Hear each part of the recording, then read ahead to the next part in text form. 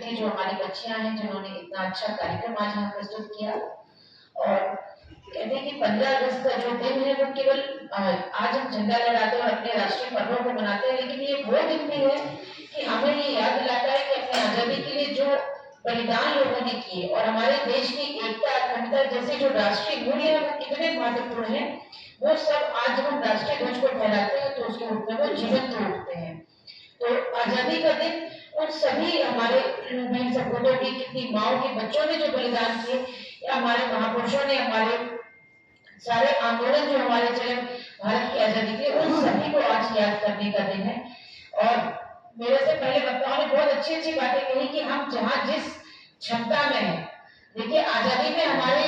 महापुरुषों ने बहुत बलिदान किए, देश की रक्षा के लिए हमारे सैनिक सीमा पर खड़े हैं, लेकिन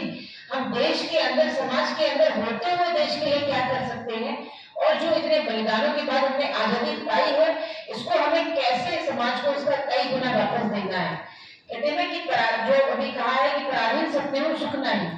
आपको पराधीनता में अगर रख दे और आपके ऊपर बहुत सारी बंदिशें लगा दे, तो आपको वो बंदिशें, वो सारी जो सुविधाएं दी जाएंगी वो भी अच्छी नहीं लगेंगी। लेकिन वही आज आपके पास आजादी है, हर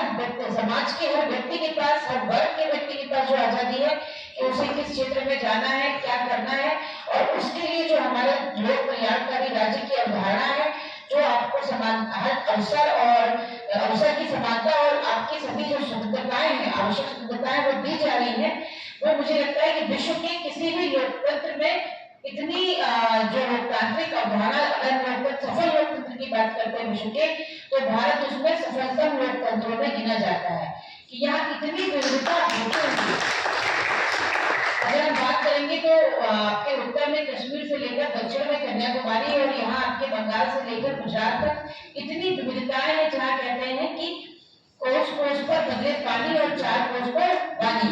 ऐसे देश को अगर हमारी लोकतांत्रिक व्यवस्था एक सूत्र में पिरोकर हम अपने भारत राष्ट्र को अक्षर बनाए हुए हैं और हमारा देश निरंतर आगे बढ़ रहा है, तो कहीं ना कहीं यहाँ हमारी जो संस्कृति है, हमारी जो परंपराएं हैं और हमारे समाज का जो बच्चों को या हमारे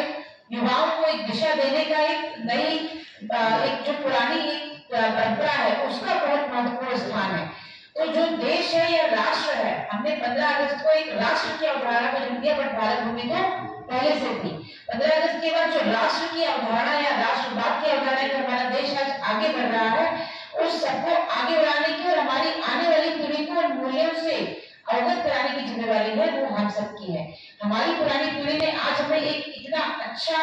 वातावरण, एक विकसित देश दिया है, तो अपनी आगे आने वाली पीढ़ी को हम इन मूल्यों से, अपनी परंपराओं से अवगत कराते रहे और उन्हें बताएं कि आप या हम आज जहां भी हैं, वो केवल हमारे अपने का योगदान नहीं है, वो हमारे पूरे समाज का, पूरे देश का और हमारे आसपास के बहुत से लोगों का योगदान है। तो अगर हमें वो योगदान से आज अपने समाज में इन दायित्वों को पा पाए या इन पदों पर पहुंच पाए हैं, तो समाज को उसके अनुरूप देने की जिम्मेवारी भी हमारी बहुत बढ़ जाती है।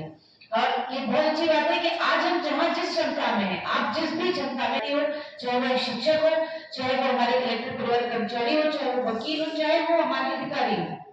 वो जहाँ जिस क्षमता में है, यदि हम अपने कर्तव्यों और दायित्वों का निर्वहन ही उचित तरीके से करते रहेंगे,